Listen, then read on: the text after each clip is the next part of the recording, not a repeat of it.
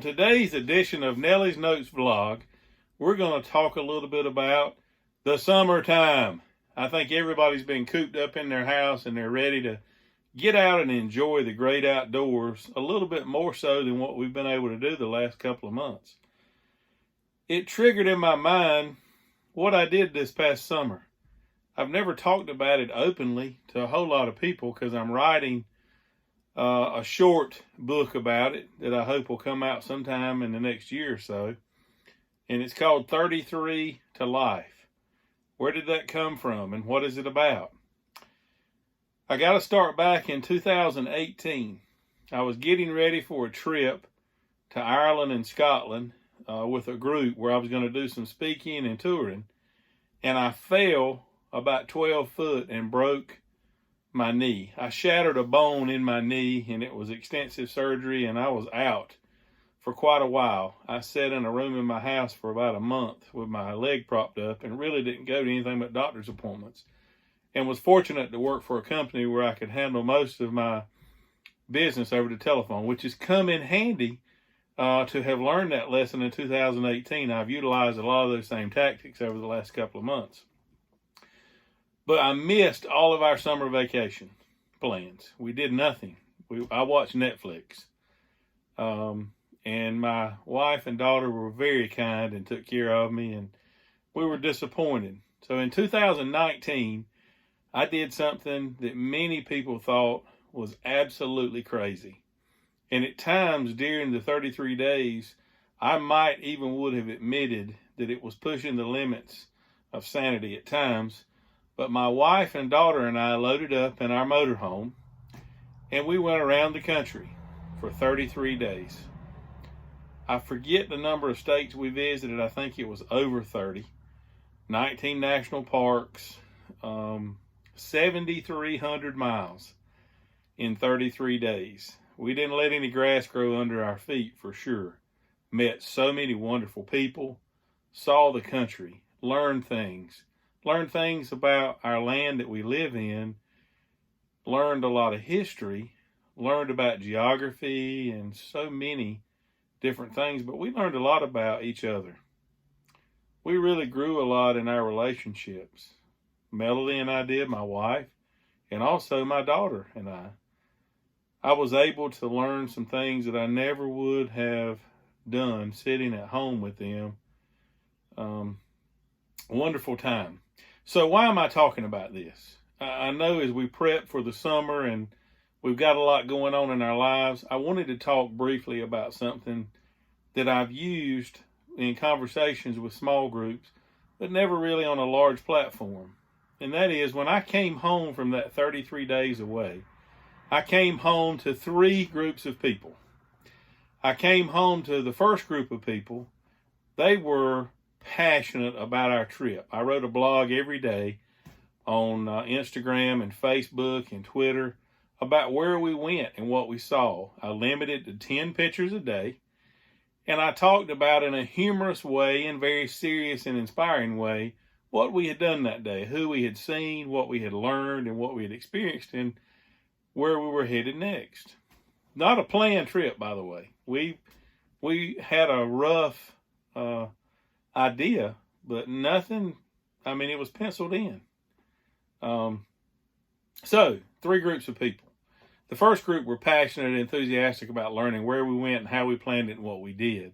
And they were excited maybe to possibly go do something like that in the future. Lots of questions. They wanted to see pictures. They wanted to understand stuff. They were very complimentary.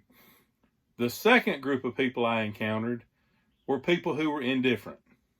They really enjoyed watching us online, where we went, what we did, but they had no interest in ever doing that. They had excuses. Can't get that much time away from work. Can't be away from home. Our family wouldn't make it in 640 square feet without somebody coming home divorced or hurt or dead, for that matter. Lots of fun conversations. And the third group of people were angry people. Now, many times when I talk about that in a small group, people say, angry? Why would somebody be angry that you took a vacation? For lots of reasons. put a lot of stress on people sometimes when you're gone and out of place. Let me highlight that many of the people that I work with stepped up and did so much. While I was out, I was able to do some things from the road, and I left them in pretty good shape. There was not a lot left undone when I left. But that third group was angry. I found out through conversations over the last year with them. Some of them, it's taken a year to get it out on the table. I set expectations for them and their family. I did something that they feel like was unreasonable. Normal people don't take a month off of work and go do something in the United States of America, especially not in rural North Carolina where I live. It's kind of unfeasible to think that there's some livelihoods that prevent you from doing that. Hey, I understand that. Some of those conversations have been educational on both sides. I chose to do something in life that allowed me to have some freedom to go do things. I've not got as high income as I could have because I've chosen a career to do some things like that give me freedom to go and do. Sometimes people are upset because it does set expectations with their family or even for themselves that they might want to go do something like that. It's unreasonable that they feel like they should go that long or that far or do something. And the third reason I think some of them were angry is just because I went and did it.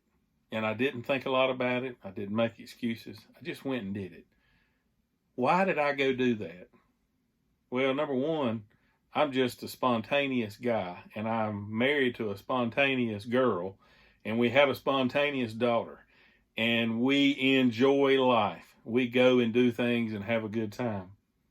But I really did it because I just want to have experiences with my family and with people. We can have all the things in the world, and they won't bring us happiness. Happiness comes from joy inside and spending time with those you love, doing for those you love, serving others. And by doing that this summer, we did all of those things, and we had an absolute blast. I want to challenge you in this special episode of Nellie Notes vlog. Be spontaneous. Be crazy. Be that person sometimes that other people look at and wonder whether or not you're crazy or sane. That's okay. Go and do you. Be you.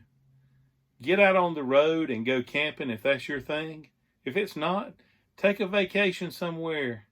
Do something. Go serve on a mission trip. Go on the mission field for a while. Go do something that seems crazy to you. Go skydiving. I don't know what your crazy thing is. Mine was getting in a motorhome and going around the country with my family for 33 days. Why 33 days?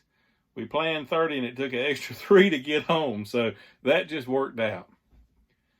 Be who you want to be and live your life. And be joyful. It's in there. You just got to find it. Was every day on that trip joyful? No. We made them joyful. We made memories that will last a lifetime. Are we going again this summer? I don't know. I'm sitting on the couch right now in our RV. I was just going through some things and looking and thinking, man, I can't wait to hit the open road again. I don't know. We'll see. Hey, I hope you're having a great day. And if you're not, let's make it a great day.